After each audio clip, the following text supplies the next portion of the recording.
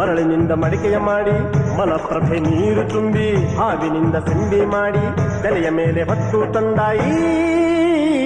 ಪತಿವ್ರತೆಯು ಉದೋ ಎಂದ ಈ ಪತಿವ್ರತೆಯು ಗಂಡನ ಆಜ್ಞೆಗಾಗಿ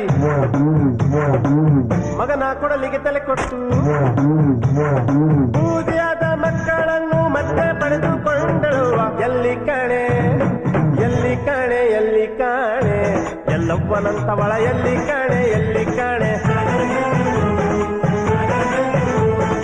ಎಲ್ಲಿ ಕಾಣೆ ಎಲ್ಲಿ ಕಾಣೆ